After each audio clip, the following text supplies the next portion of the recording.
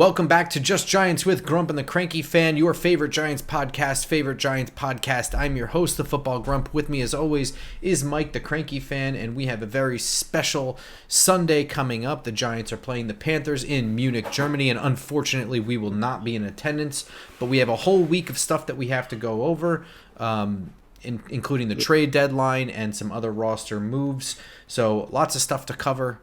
How you doing, Cranky Fan? I am getting ready. I was, when the schedule came out, I was like, oh boy, Germany, just don't be a key Gator weekend. And of course, this is the weekend Florida's playing at Texas for the very first time ever. So as much as I'd love to be in Munich at Oktoberfest with my sober ass, I will be in Austin, Texas for a beating. But we'll be up early Sunday morning to watch the Giants I'm excited about. I can tell you that Austin, Texas is not Munich, Germany, but it is damn fun. It is a really, really great city to drink at and party. Great food. I believe it's the bachelor party capital of the U.S.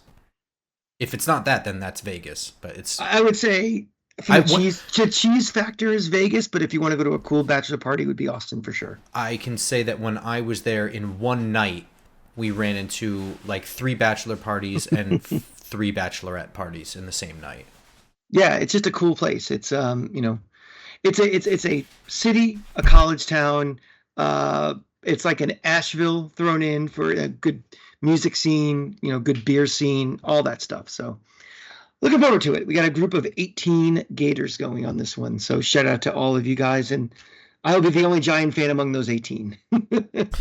Keeping it on the college football radar, I kind of want to do this with you for the next couple of weeks, but we didn't do this on Monday because we had bigger things to talk about with the Giants' loss with the Commanders and all that other stuff. But you were at Florida, Georgia the week before. Giants fans will want to know your thoughts on Carson Beck. I could tell you mine, but I shout my draft pick opinions basically from November to April, so people are probably sick of me talking. You got to see him in person, so tell me a little bit about Carson Beck, who's been mocked to the Giants pretty much from the moment the last draft ended.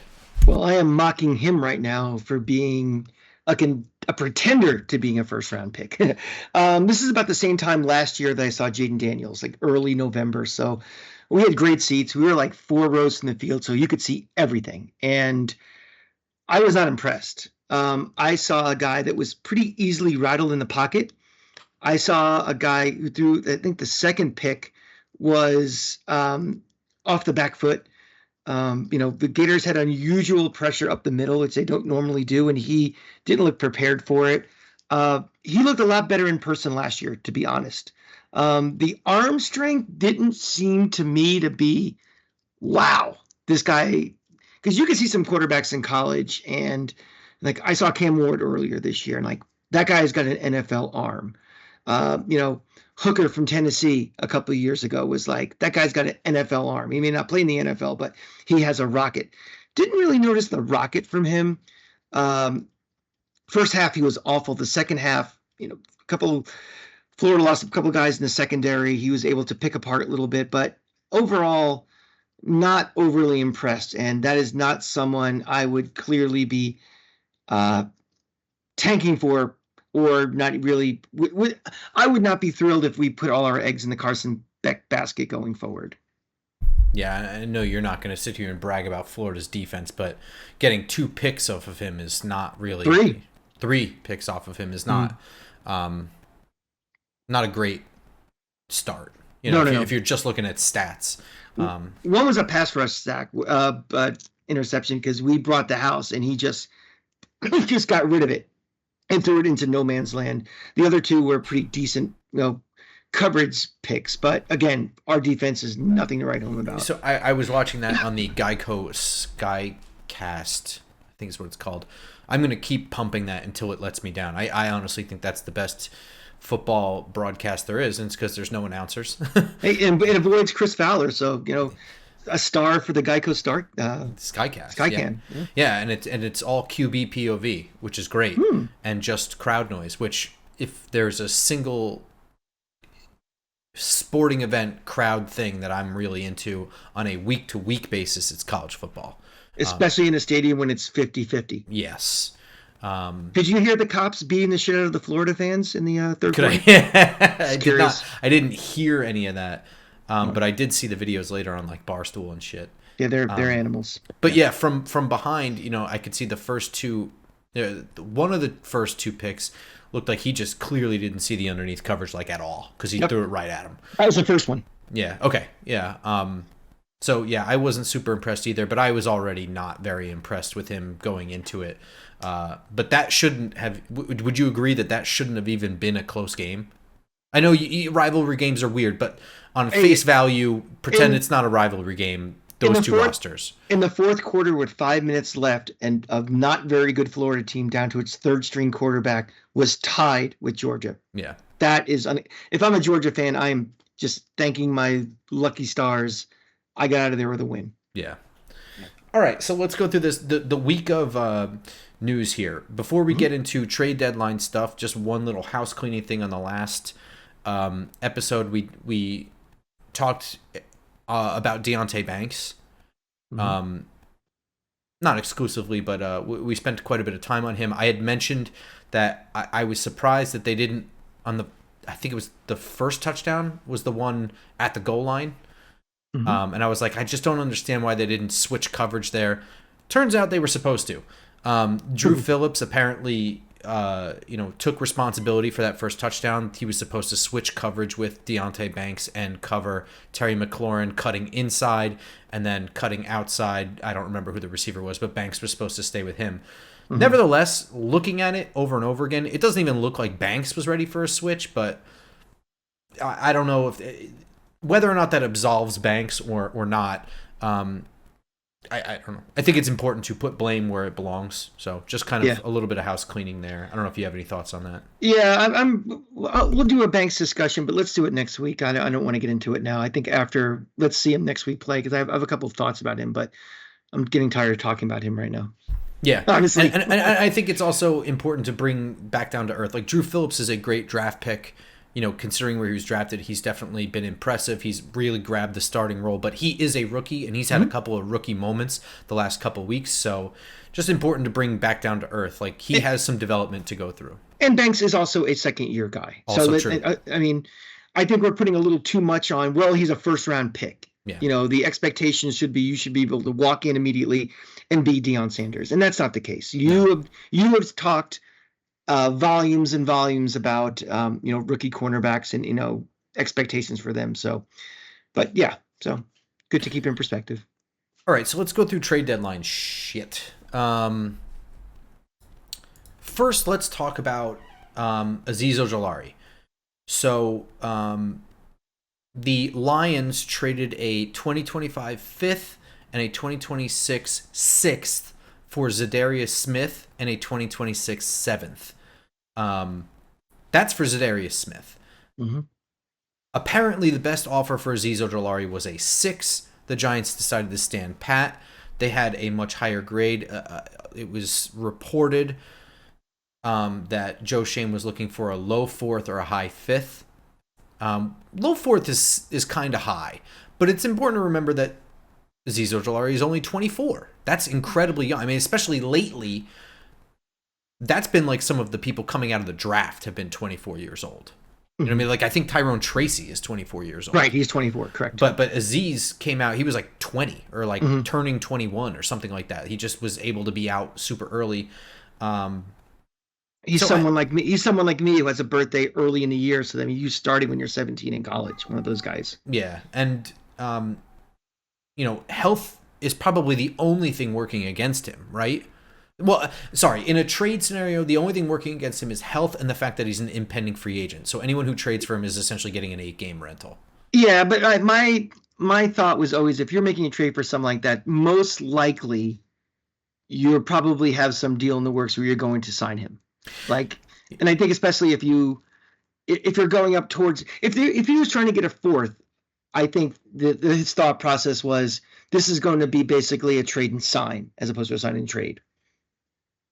Like I don't think you would. I don't think you'd have your fly open hoping that you'd sign him in the Oh offseason no, yeah. for doing for something as high as a fourth. If it's a we do this for a sixth, then you're just kind of like, well, let's see what happens for 5 weeks. But if they were entertaining, well, we'll give you a fourth for him. I think it's kind of like, let's get all parties to agree. We are going to trade you. You're going to sign.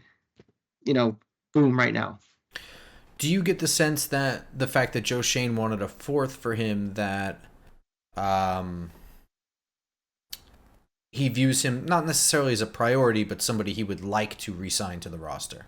100%. Okay. Because that was my thought process going into this, is that there are guys you want, but if you make me an offer that I can't say no to, I would trade, 43 of the 45 guys on this active roster.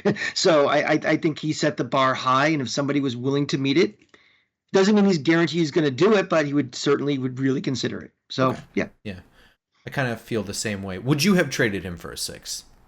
Not for sixth. No, me either. Six doesn't do me much of anything. Yeah, I would have to say it would have to be like a mid-round fifth or higher, and even then, like a 5 is, it's sort of pushing it. Yeah, let's think about it, Grump, for a minute. When somebody is a 6th-round pick and does anything, people get so excited, like, yes. Wow, that guy's a 6th-round pick, and it's like it's like a resume item for GMs that they nail a 6th-round pick. So you're trading someone that you have injury concerns about, but is young and is productive every time he's on the field as far as being a pass rusher for a. Not only, I say this every time, every single draft pick is a flip of a coin. You really don't know. Evan Neal was a slam dunk. No one had a problem with the Evan Neal pick, and here he hasn't been good in one game yet. Yeah. I mean, to me, it's like buying a lottery ticket, but it's the lottery for hitting the 3-digit, lottery, as opposed to hitting 6 numbers for $1 million. It's like, okay, great. He paid off, and I got a starter, and people get excited. So yeah, I would not do that just for a 6. And additionally, the Giants did not trade Darius Slayton either. The Pittsburgh Steelers traded a 2025 fifth for Mike Williams. It was reported that the Giants did not seriously entertain any offers for Darius Slayton, which is very interesting to me. I'll say my piece and then I'll let you kind of react to that or whatever. But it's interesting to me because I don't know where this regime stands on Darius Slayton, but I can tell you, right from the get-go, they had him buried on the depth chart. They didn't want to re-sign him. There were pay cuts involved. When they did, he earned his keep. He earned his way into another contract with this regime. And here he is once again being the most consistent wide receiver on the roster.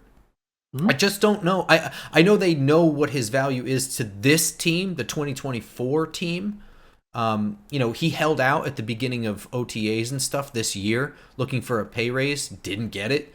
I think they tinkered around with his incentive escalators, but I think in a way that was like he was never going to reach them.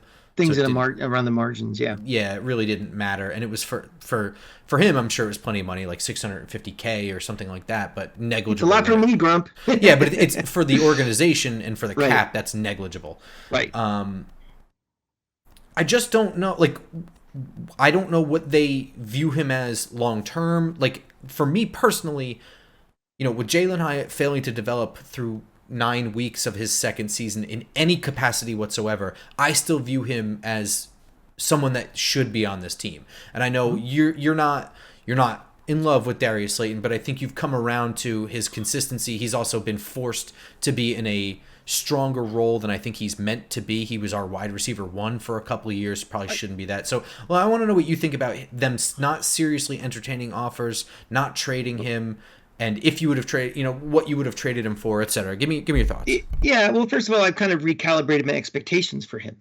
And I think he's been more consistent. My big gripe from the beginning of his career was the guy just dropped everything in the most critical times. And I think he's gotten better at that. He's been probably our most consistent big play receiver we've had. I know Neighbors, has done some pretty spectacular stuff, but like big plays, like, oh, there's a 40-yard bomb in the earlier game this year. It was Slayton. Okay. A couple of thoughts. One, if we are going to say like Evan Ingram, well, we have to keep him on this roster because he was a first-round pick and a number 6 pick overall. we're trying to say, well, forget that. Doesn't matter anymore. We should say the same thing about Darius Slayton. Like, it doesn't matter what the organization thought of him 2 years ago and 3 years ago and 4 years ago, or even this offseason, because everything changes. This league changes from week to week, and you have to be fluid and flexible and pivotable on your decisions, your short-term and long-term decisions. So I kind of put Darius Slayton for how his relationship with the front office was as in what's past his prologue. It doesn't matter what they thought. It's what do you think about him now? The fact they didn't quote unquote entertain offers, I interpret that maybe a little bit differently, as they got calls that said, hey, we'll give you a sixth. And they said, thank you, and hung up. That to me is not entertaining an offer. Yeah, that's what I thought too. Go ahead. Yeah. Not entertaining offers some people might think is like, listen, don't bother calling me. I'm not picking up the phone. I think there might have been a couple of feelers out there, but they're like, I have a potential, an even higher ceiling than I did for Azeez Ojulari, and you're coming in with an offer that I don't think I just don't want to listen to it. I'm out. That to me is what I think happened. I don't think the for sale sign might have been in the window, but I don't think they got any offers they wanted to really, let's talk about it type of thing. I view the not seriously entertaining offers as a lot of what we saw in Hard Knocks when Joe Shane was calling the Patriots for the number 3 pick. Where they were waiting for something to knock their socks off. Otherwise, I mean, they're in a position to draft a quarterback. They need a quarterback. One is going to fall to them. One of the top 3 will be there. They're fine. So you're going to have to blow me away. I think it's the same thing. We need a wide receiver right now. So blow me away or get out of my face. Or blow me. Yeah, really, exactly. Let me ask you something, Grump, then. Are we in our rebuilding phase at a point where we don't have to do, the garage sale of like, well, we have to trade these guys because we need as many picks as possible? Do you think we're far enough along that strategy, what they did is, we'll trade you if you blow our socks off, the right approach right now? I think it just stands to... Yeah, because the only other stage when it comes to trades, at least as far as I can see, is the stage where Cleveland is at right now, where it's getting those late round picks doesn't do a lot for you. You know what I mean? Like, what the fuck? We already said this. Like, what are you going to do with a 5? What are you going to do with a 6? The best you can hope for is package up and move your third up like a couple of spots. That's really all you're doing right now. Where Cleveland is at total fire sale, where they need to get seriously better. So the only way that you're getting a premium pick to trade away is if you're trading away legitimate talent. So that would mean for the Giants somebody like Malik Neighbors or Dexter Lawrence, Brian Burns, Kayvon Thibodeau, Andrew Thomas, players of that caliber, and the Giants are past that stage. You know what I mean? Like they need to be past that stage. You know what I mean? Like maybe they're not, but that would put them way further back than I think they are. This looks like a team that, we said this, it needs things, but first and foremost, if they had a quarterback, we're looking at a much better record, much more competitive team. So it's not like they're one piece away. It's not like they're just the most important piece away from being, a Super Bowl contender. That's not what I'm saying. But they are a few pieces away, as opposed to where Cleveland is at is a total mess. They are closer than I think most people think, but unfortunately, the fact that distance between where they need to be and where they are is embarrassing. It's perception wise, it's the worst thing you can do, but in reality, that gulf isn't as bad as some of these other teams, some of the other 8 teams that have 2 losses. It's a really great engine and a really great chassis. Unfortunately, there's only 3 wheels right now, and there's no steering wheel. Yeah, those are problems. Yeah, they're serious components, but it's the majority of the car is there, if that makes sense. For sure. Last little thing on this week's news. The Giants cut cornerback Nick McLeod. In this move, they save about $1 million. It's a little bit more than that, but they're going to have to refill that position, which is going to wipe out about $500K. So it's essentially saving $1 million. The story on this is that they were I think they were trying to do the cut down day thing and then re-sign him, and that was going to save them money. But right at the end of training camp, they had a plethora of injuries at the corner position, so they needed to keep him on the roster. So they didn't get that savings, and then he got hurt in like the first week. Right. So then they demanded a pay cut, and he didn't want to take it, which often happens. And so it got to this point now where it was like take the pay cut or be cut, and he didn't take the pay cut, so he's been cut. This stinks. I understand it. I probably would have done the same thing. I know they need money. They're close up against the cap. This just stinks because Nick McLeod is, in my opinion, a versatile player. You know, he plays a lot of different defensive back positions. I think he's a hard worker, even if he's not an elite talent. He plays special teams very, very well. So this is, you know, these are all like low tier kind of things, but it's such important, like glue. It's like glue for the team. You know what I mean? Yeah. You really need people like this, and it's not like he's irreplaceable. I'm not saying that, but it's a pain in the ass to replace, and they had a good guy there. Let's try to be optimistic a little bit. Okay. What can be done to get him back? Like, does he have to clear waivers and we can sign him for like the league minimum or something? Or, you know, I don't know, and I don't know because of it's a housekeeping issue, it's a financial issue, and you know, whatever. But it's not like it happened this week. This week was the culmination of several weeks dating back to you know what I mean, like almost 3 months now. Right. More than 3 months. No, about 3 months now. So I don't know how much relations have soured between the front office and Nick McLeod and his agent. And, you know, Dan Duggan himself referred to this as a quote-unquote cutthroat move by Joe Schoen. So yeah, that may be, but again, that doesn't mean it's good or bad. I'm just saying it may have soured relations. Right. And again, like I was talking about before, like what's past his prologue is, okay, you've made the cutthroat decision, you know, acrimonious before, but the bottom line is he is a guy that's gone because of money.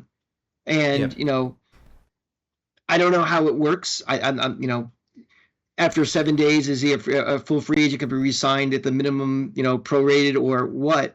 You know, I don't think his days of being a Giant might be over just yet. Well, yeah, we'll have to see. I'm not really sure. But for what we were saying before, Nick McLeod is the kind of player you get with like a 5th round pick. Maybe. That's like what you hope for. Right. Right. I don't think there's going to be 13 teams knocking down his door. Oh, Nick McLeod's available. Let's see what we can do. And you know what? This is shitty for this year. This stinks. But again, replacing him with another guy, and there are other guys just like him for like $1 million next year. Like this season is, you know, not really the priority right now. Right. For Joe Schoen, you know, this is the start of his 2025 endeavor. So absolutely. You know, it has to happen. It just stinks that it has to happen, but I can't argue with the move, you know, if they need money. So he will not be the last player cut. So let's get into the injuries here, where we're going to talk about someone who probably will be cut. It looks like Graham Gano might actually go this week. He might fly to Germany. Although I don't think Jude McAtamey had in any way a bad game last week. If we had to go another week with him, that wouldn't have bothered me at all. Jamie Gillen also might go this week. I think he will. They've already cut Matt Hack. Yes. So that seems for sure. Other guys, I think they're all going to be a go. Greg Van Roten, Ty Summers, Matt Adams, Jason Pinnock. I think they're going to be all right with all that stuff. Well, let's put it this way, Grump. If you are going to make the big trip all the way over there, you're not bringing guys who are going to be game time decisions. I think it's going to be, because if they don't think they're going to play, they're not going to go through all the aggravation and hassle and sitting on a plane for, you know, 15 round trip hours and stuff. I think if they're going over, they're playing. Yeah, probably true. The biggest bummer is it doesn't look like Darius Slayton is going to be able to go. Sustained a concussion at the very end of the game last week. I do not believe, you know, it's Thursday now. I think he was working on the side with trainers. I don't think he's advanced far enough in the protocol to make the flight. Like if this game were in MetLife, I think technically he still could have had a chance to play, but because they have to fly out and because of everything you just said, I don't think he's going to be making the trip. Do you think the concussion had anything to do with trade talks with him? It could have, yeah. But I don't think in terms of offers. I think it might have been in terms of number of offers. Like, Gotcha. you know what I mean? Like, not the offer value, because they know he'll pass that and, whatever. If he doesn't play this week, he'll play next week or something. Yeah. Gotcha. Understood. That's what I think. I don't know. Do you agree? I agree. Okay. Yeah. On the flip side of the ball, the Carolina Panthers, freshly 2-7 off of their second win over the now coachless New Orleans Saints. Their injury report is a lot worse, I would say. In the did not practice group, there would be Ike Ekwonu, their left tackle. I think Adam Thielen had his IR practice window opened, maybe. But he still did not practice. Whether or not that's true, I don't know. It doesn't matter. It doesn't look like Adam Thielen's going to play. Ike Ekwonu is a big deal. That's their left tackle. He did not finish the game against New Orleans. I believe what they did is they moved center Brady Christensen over to left tackle and had their backup center come in, whose name is escaping me at the moment. Brady Christensen. If you're a backup center with Carolina, I'm guessing you're not that good. Yeah, I mean, the center moving to left tackle, I mean, it's not unheard of, but it's not. Right. Again, this is close to the same situation the Giants are in. With we've got a guard playing tackle, then we've got a practice squad guy playing tackle. Right. Get the best five guys out there, type of thing. The difference is that the Giants lead the league in sacks, and while they were pitched a goose egg last week, Carolina is undoubtedly a worse team than Washington, or maybe every single team in the league. They may be one of the worst teams in NFL history, to be very blunt. They're really bad. So, that's critical. On top of that, they're double injured at the tight end position with starter Jatavian Sanders and then backup Tommy Tremble, both hurt. And then they're hurt in the back end on defense as well in the secondary. A bad team gets worse. I think Bryce Young was declared the starter for this game, though, coming off of one of his better games. But in watching that game, there were a lot of prayer balls thrown to Jatavian Sanders and Xavier Leggett. And also, if we are at the point now where every week we're deciding this is the starter and not the starter, all it takes is 3 bad series where we get a really good pass rush. We make him look like a rookie again. He throws a bad pick. He could be out of there pretty quickly. I mean, he may be declared the starter. He may go out there for the first series, but I think there's a pretty good chance he may be watching the rest of the game with a clipboard. Yeah, and in watching him, I know he doesn't really see the middle of the field all that well, and he doesn't really throw the best ball, in my opinion. But really where I think he struggles is trying to move around in the pocket. I think he runs into pressure way too often. I think that he overestimates maybe his athletic ability to get around the edge. And is not nearly as fast as some of these guys are, or thinks he's got a better angle. I don't know, but his shortcomings may fall right into some of the Giants' best areas on defense. It fall into their strengths. Yeah, exactly. And with the injuries at tight end, that definitely helps the Giants too, because that's where they're weak, is covering the middle of the field, covering the tight ends. I think Pabi Okereke can handle a limping, hurt ankle Jatavian Sanders. I hope Micah McFadden or a nickel corner or a safety can handle Tommy Tremble with a busted up back. But that's not going to stop Bryce Young from throwing to them. If there's anything I saw from the last game, which it's hard to even find like a good game for this team to really or even a good couple of games to be like, what are the Carolina Panthers? Because they're switching quarterbacks, they flat out stink. They're trying to find answers and an identity. You know what I mean? Like, it's not just a bad team. Like, they're mixing and matching every week, different ideas, trying to get something together. So what I saw last week, which is one of their only 2 wins, was a lot of just prayers. Like, one-on-one coverage, I'm throwing to Leggett. You know what I mean? Yeah, let's see what happens. So, I mean, I guess this could be a good game for Deonte Banks to kind of, get a little confidence back in his step. Yeah. Let's start with confidence first, and then we can work on technique. And, right. Confidence will help attitude. Attitude will get your head in the game more. They'll be more receptive to coaching and experiences of being on the field. So, yeah. And that doesn't mean that it's going to be an easy matchup, because, Leggett's tall and long. He's kind of fast, but, he wins those contested balls. And where Deonte Banks struggles is getting his head around and breaking up the pass at the catch point at times. So, Like I said, it could be a confidence booster for him this game, but that doesn't mean that he has an easy matchup going against Xavier Leggett. Right. But it's certainly easier than dealing with Adam Thielen, even at his advanced age. Sure. On the flip side of the ball, the Giants on offense, I am not really scared of this Panthers defense. It doesn't look like their front seven generates much of anything. I think that we're going to be able to run the ball kind of at will in this game. They seem to do pretty well in coverage, just dropping as much as they can, which is not really what we're good at dealing with. But if we can keep linebackers, keep everyone sucked up to the line of scrimmage the way everybody else plays, I think that we'll be able to exploit coverage. I think they're just not good enough, so they're just playing back instead of playing forward. Yeah, I see a lot of game plan of that. Kind of what we saw last week, I think, is just try to control the line of scrimmage, try to control time of possession, take a shot if it's there, but really, try to get these 9, 10, 11, 12 play drives, eat clock, shorten this game. Do you think the German audience will appreciate something that looks like rugby?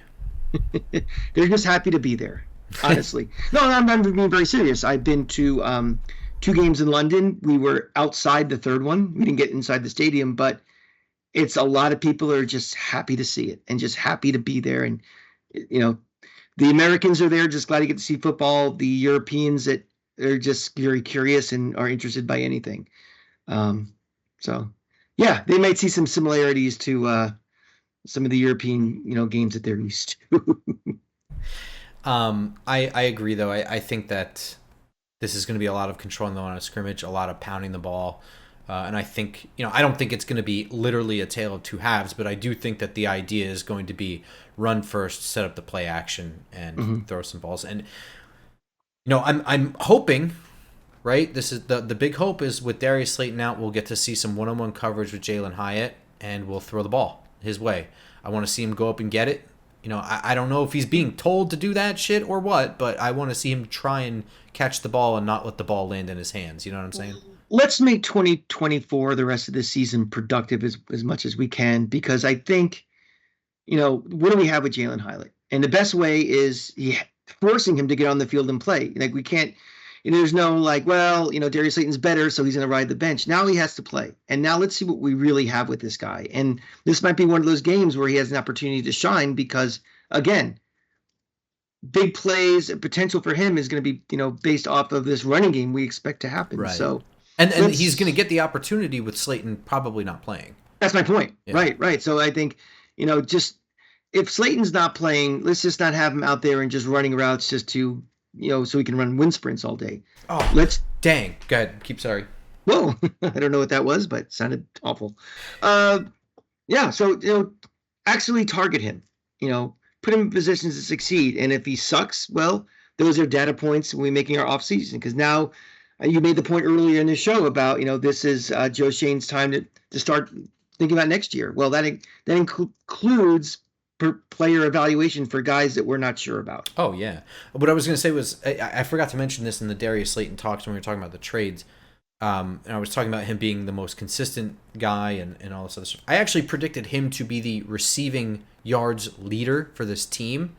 And people actually told me I was crazy. And I was like, why? Because Malik Neighbors? And they're like, yeah. I was like, this kid is incredible. They're going to be double and tripling him by week 9. As soon as he has his first great game, and then all of a sudden and what happened last week? Malik Neighbors gets 54 yards on 9 catches or whatever. He was double teamed that whole game. Darius Slayton is the one that was open, and that's where and also Daniel Jones has an unreal, like, some weird kindred spirit connection with him.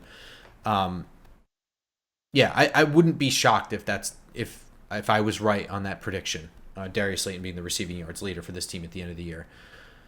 The bye week is next week. Before we get to the predictions on this game, I want to do this prediction for you. Sure. Is this the last game Daniel Jones starts? Win or lose? If loss? If win? All possibilities. Give me your thoughts. Let's see what Dallas does against Philly, and let's see what Washington does. If the coaching staff thinks there's any chance that this team can make the playoffs, Daniel Jones is going to play. if Philly wins, if Washington wins, and our chance for getting a wild card is further reduced to the point of it's going to take a miracle, I think that could be very much the end. So I'd say it's conditional. If I was a betting person, which I am, I would say I think this might be the end, but I wouldn't say that until let's see what other factors happen around us. So you think it's the factors around us, not necessarily? Well, I mean, Well, I assume his own individual performance comes first, right? Yeah, and also again, this is assuming we win on Sunday. If we lose, it doesn't really matter what happens around. Well, losing to the Panthers got a coach fired, so Sure, I don't think that will happen necessarily with us. But you that could get also, a quarterback benched. it's pretty amazing how after week 2, weren't we all saying like, wow, the Saints had the best offense in the league? Well, they and we're put up super like excited. 40 points and then 50 points, so Yeah. But also, I mean, like, it's a little unfair. Wasn't Derek Carr hurt for a number of weeks? Yeah. Or did I fever dream that? I thought he was out. Yeah. Yeah. I don't know. Look, I'm not an NFC South like diehard, so I don't really. I don't know. I also don't think Dennis Allen is probably. It seems like 7-game. Anyway. It doesn't seem like the cure for a 7-game losing streak is to blow out your coaching staff and bring an interim in. Well, true. That's just me. All right, so let's get into predictions for this game. I'm predicting a win. I think the Panthers are bad. This has nothing to do with the Giants being good. The Panthers are bad, and they're hurt. Yeah. They're hurt at key positions. Bryce Young may be off of his best game last week, but it certainly wasn't one that I would consider a pretty picture. I don't think that this is an easy win for the Giants by any means, but I don't think it's going to be one where we're really... I don't think we'll be coming from behind. I think it'll be the opposite situation that Washington was in last week. So we would be in the position Washington was in last week, where they have the lead, we're kind of ready to blow it, but we've been kind of controlling most of the game anyway, and then, that's that. So I'm predicting something along the lines of like 26-16 or something like that. I have this as a win also. 1, Carolina is really, really bad. 2, we play better away from MetLife. We just do. And I think that, getting away, brings a team closer together, going to a foreign country and a foreign time zone and a foreign everything brings them closer too. I think Daniel Jones actually shows out a little bit in this game. I think we can run the ball at will. I think he'll be able to pick apart a bad defense. I think we actually kind of win and sort of look halfway decent in this game. I think we're going to win 31-10. That's interesting. So if the Giants do everything you just predicted, mm-hmm. and I'll pivot this into the Washington versus Pittsburgh and the Dallas versus Philly thing. Mm-hmm. If everything you predicted is right, Washington wins, Philly mm-hmm. wins, mm-hmm. Giants are probably out of the playoff race, whatever. He still gets benched, winning 31-10 and looking good. I don't think any individual game result, like how good looking one particular game, matters in the big picture. It definitely doesn't. Yeah. So I mean, he could throw 7 touchdowns, and I don't know. The bye week seems like the right time to get. That's what I mean. Yeah, Drew Lock ready to go, or Tommy DeVito. Right. Everybody's so quick to say Drew Lock, but I'm going to stick to my guns, and I think if they make a change, they're going right to Tommy DeVito. There's simply no point in playing Drew Lock. You're not trying to win if Drew Lock is playing. Yeah. So you might as well see what you got with DeVito, and you're cranking. Well, I was going to say too is like, if you don't know by now, if you're not comfortable with Drew Lock by now, then you know what you have in Drew Lock. He's not a starting quarterback at that point. He is barely a backup. So you might as well find out if Tommy DeVito is a backup. He's just a waste of time, basically, having Drew essentially. Lock in there. I don't really know what that does, other than be the first guy up. If Daniel Jones were to get hurt, that makes more sense. But if you're making the conscious decision to bench and start worrying about the future, Drew Lock is not part of that picture. Right. If you don't like him by now, and I don't think they do, he hasn't looked good in a single moment. I don't know the point. I mean, continuing our theme of Joe Shane is using this as evaluation time, any snap that Drew Lock has when a conscious decision is to move on from Daniel Jones. Now, injury is different. That wasn't a conscious decision to play Drew Lock, but they're making the call. We're moving on from Daniel Jones, and let's use our remaining snaps for this season as effectively as we can. I think they're putting in Tommy DeVito. And also, this may sound stupid, but it gives fans a reason to keep watching. I mean, why would you watch this team if Drew Lock is a starter? Yeah, no, I mean, you're right. Why would you get up on a Sunday morning, and we're getting into December, it's going to be crappy weather, cold, I mean, we've been at the tailgate and we're like, what the hell are we doing here for some of these games last year this time? If Tommy DeVito's, and even my curiosity, a little bit, it's like, well, let's see what he can do. I'm not in the Tommy DeVito bandwagon. I'm not, buying his jersey or thinking he's the savior, but I'm a hell of a lot more interested to see. I'm buying Tommy DeVito's jersey way sooner than I'm buying a Drew Lock jersey. Wow, we've hit the lowest bar we've ever had on. Well, I'm just saying, just because you said that. Yeah. All right, so Washington versus Pittsburgh. This is an interesting game. I think both of these teams easily could have lost to us. Washington twice.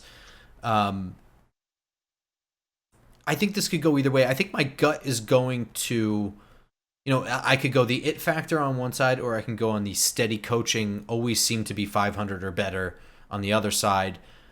I'm gonna lean towards Pittsburgh because A, they're at home, and B, I think they are a little bit more. I think Russell Wilson is going to slowly find his rhythm with this team, and I think by week 14 or 15, it's going to be pretty clear that he's going to stay in Pittsburgh. Or if he leaves, he'll be leaving for like a contract that Pittsburgh can't afford or whatever. We talked about this, I think, in the Washington preview podcast of, at some point, this star run they're taking, this, great story, if you're a Washington fan, is going to fade and they're going to come back to earth. And, they have a rookie quarterback, getting into week, whatever we are, 10, 11, the season starting along. I think this is the point where the magic starts to fade a little bit and they come back to earth. I think Pittsburgh wins. If they win this game in Pittsburgh, you really have to think about Dan Quinn being coach of the year. But I don't think they're going to do it this week. Dallas versus Philadelphia in the link. I think this is a no-brainer. I really think the wheels are totally off for Dallas. Dak Prescott's not playing. He's not going to be playing for a while. They literally don't have a wheel. He fell off. Yeah. I honestly think that last week was the moment like Back to the Future 3 where Marty McFly is getting measured for his coffin suit. Yeah, but the question becomes, does Mike McCarthy get a little bit of a stay of execution because of his quarterback? Nope. I mean, I don't. To me, it makes no difference. No. I've made that mistake before, and then I won't do that again. I think you judge something based on the overall body of work. And, again, if you get embarrassed by a division rival, it's not prime time, right? Is it the I think it's the 425 game, yeah. Yeah. If you get embarrassed in a game like that, you're going to go to a scapegoat. And now there's no Dak. It's all on him. So. Yeah. And this continues my theme of Philly with a string of quote unquote get right games where they're just all, they're easy opponents. So they better, if they really want to get right, they need to blow Dallas out of the stadium because they nearly lost to the Giants. They had an all-star performance from their roster last week and still almost lost to a really bad Jaguars team. Literally came down to the final minutes where a quarterback made a bad pass, which otherwise would have been a touchdown, a go-ahead touchdown. Mm-hmm. So, I think this will continue the narrative that Philly is doing really, really well. Real Philly fans will call it for what it is. I've been seeing it on Twitter. They know what's up. So, but they also will be. I mean, they'll beat their chest. But Monday morning when the people I watch and talk to on there, because I don't follow idiots and Neanderthals, So it's a really, really small amount of Eagles fans. They know what's up. They know that there's something very wrong that they have such a good roster underperforming. Or not even underperforming, but just getting bad results. Yeah, well, I mean, if they win, they're going to be 7-2, though. That's, it's kind of like the sum is so much greater than the parts. Like all the parts look shitty. It's a tough sled watching. You complain for 3 hours, then you look up and all of a sudden you're 7-2. I mean, I would trade with them in a heartbeat. But they're winning games in the way the Giants 2022 team was winning games for most of the year. That's true. The difference is that they're in an all-in mode, and the Giants were in a fuck That's it, true. show us what you got. Yeah. I think that's a little bit of, if that it wasn't the Eagle fan base, I think it'd be a little different reaction. I think they'd love to be a little overly dramatic for things and bitch and bitch and bitch and bitch. Well, but I think if it were you and me and this team, we would be probably not like freaking out, but we would be calling it for what it is. I think we'd be happy we were 7-2. We'd be like, right. We're playing meaningful games in November and into December, and let's see what happens. We're on exactly how we felt a couple of years ago. Yes, I don't think we were lining up on Broadway to get ready for the parade 4 months early, but we also weren't like, this is bullshit, man. This isn't real. What those idiots down there think. And I think that's going to do it. Do you have any final thoughts going into this? Where are you watching? Are you eating breakfast? What's your plan for this game? I'll be in Austin. I'm going to Florida, Texas. The word is DJ Lagway actually might play. We just got a text from his dad that he's going to give it a shot. So that's a little scoop for you guys. No one cares, but I'm going to actually we'll see Quinn Evers, and possibly if they beat the shit out of us, Manning, where some people on my train, or if yours gets hurt. That's true. There's just some people on my train yesterday or Sunday in the Meadowlands thought we should tank for 2 years for a backup quarterback from Texas to come out of the draft. So I'll give my report on Everett and if Manning plays on Tuesday. But yeah, I'll be watching a game in Austin in the morning. Yeah, are you got any spot in particular? A lot of great places to eat food and drink beers, and I know it's I'm sure they're open at 9:30. Well, it's 8:30 there at Central Time Zone, so it's extra early. Gator game is at 11 o'clock Eastern, so everybody will be passed out nice and early Saturday night after an enormous tailgate. But yeah, it should be fun. Looking forward to it, and I'm going into a Sunday with an expectation the Giants will win. It's been a very long time since I felt that. All right, there you go. That's going to do it for this episode. So we will see you all on iTunes, SoundCloud, Spotify, and of course YouTube. And we'll talk again on Tuesday morning following this Giants win overseas. Fingers crossed. Until then, go Giants. Go Giants.